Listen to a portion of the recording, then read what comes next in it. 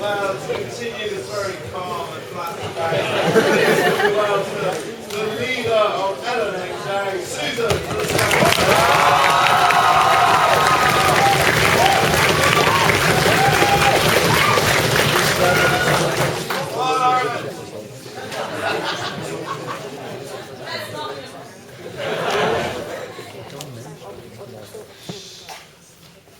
Ladies and gentlemen, before I begin, I'd like to clarify something. The previous speaker referred to us as the team from Dublin. We're the team from Ireland now. So, what, ladies and gentlemen, are we going to talk about in extending this case?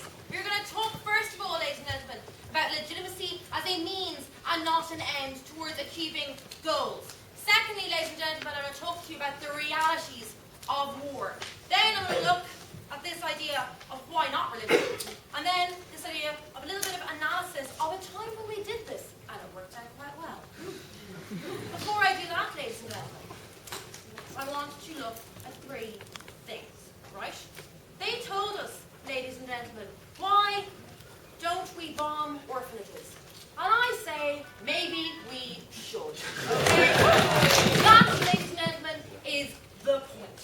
Second of all, ladies and gentlemen, they told us that religion is a need. We say this does not remove your ability to believe. We think that's fine. And they told us soldiers can only shoot during combat. And we say combat and non-combat during a time of war are arbitrary, artificial distinctions. And we think, ladies and gentlemen, they are constantly in combat. Ladies and gentlemen, legitimacy is a means and not an end. We say that things that are legitimate and things that are not legitimate are split by one simple thing. Which list they're on, ladies and gentlemen. Which list we wrote them on. I asked them what their criteria are. I wanted to know why things are on the list. Why were things pushed down on that Geneva Convention? Why should we still believe that their analysis at that time was correct? Maybe second opposition can justify for it. We think the first proposition were quite clear in saying that their criterion for legitimacy was effectiveness. Effectiveness in stopping war to achieve the aims of our war, which is saving lives, maybe, no thank you, or maybe something else like getting oil. Don't care, right? We say, ladies and gentlemen, if they want to draw some amazing analysis to show how this is exactly the same as something else that's currently deemed illegitimate, we say, fine, that should also be legitimate. Don't care. Okay. Second of all, realities. We heard a lot, ladies and gentlemen, about that religion. It's important. Religion, community. Religion is something that people build their lives around, and that's why it's different. That's why it's something we shouldn't look at. We say, ladies and gentlemen, people build their lives around different things. Some people, ladies and gentlemen, build their lives around their family. Their family, ladies and gentlemen, one of whom has been killed because he was a soldier in that war. Why is that sense of community, that thing that you live your life for, less important than religion? If they say they are both important, we say, well, then you were saying that war itself is illegitimate because we'll always destroy something that someone has built their life around. And we secondly say, ladies and gentlemen, in terms of their idea of it's wrong to deprive people of food or of water or of hospitals during a war. Happens every day, ladies and gentlemen. That's what war is. Maybe you didn't bomb the hospital, but if you can't go to it because there's a battle happening in between you, then you're not going. And we say collateral damage happens, no thank you. Don't care, no thank you. We are fine with it because it leads to the war ending sooner. Thirdly, ladies and gentlemen, this idea of why not religion. Because they talk, ladies and gentlemen, about the godless English and their rhetoric of the secularism. Team Ireland, ladies and gentlemen, is going to talk to you about religion. What we say, ladies and gentlemen, as religious people,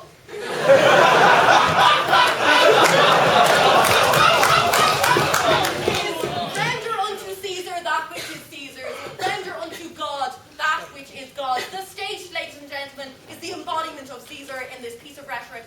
And what we say, ladies and gentlemen, is that the state makes secular decisions. The state deciding what it will and will not do legitimately during war, I'll take a pee away from 1 minute, is making decisions based, ladies and gentlemen, not on what may happen when you die and you go up to your sky god. No, thank you. But, nothing to him. But secondly, ladies and gentlemen, why do we do that? Because the state can't know what happens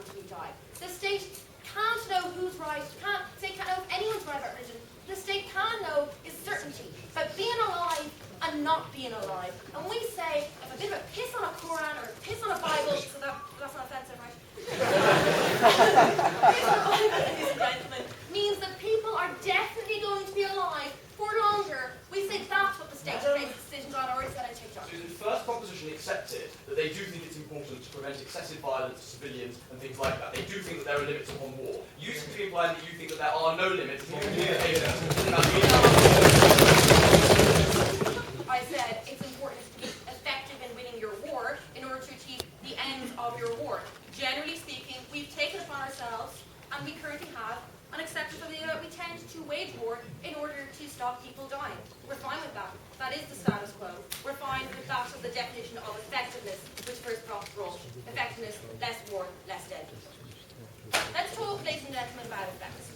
Because we say, ladies and gentlemen, that there has been a time when we attacked a religious ideology or institutional thing during war that led to the end of that war and better end results in terms of less dead people.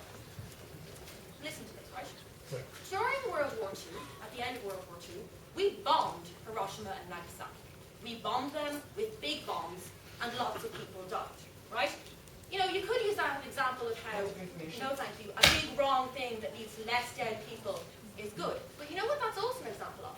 That was not just an attack on their people, on their lives. That was an attack on the embodiment of their God Emperor, on his authority, on his ability to be a religious figure. That's why it worked so well. It wasn't just that lots of people had died, so they decided they would end the war.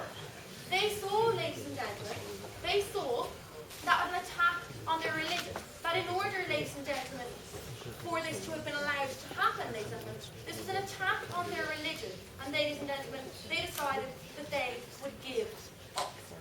We think that's good. They said, ladies and gentlemen, people don't surrender in full when they have nothing left.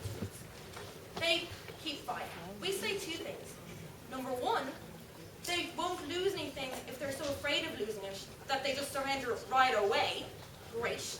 Effectiveness. Happy about that. If this is usable as a threat. We secondly say, ladies and gentlemen, due to that example that I just gave you, that's demonstrably not true and didn't. For these reasons, we beg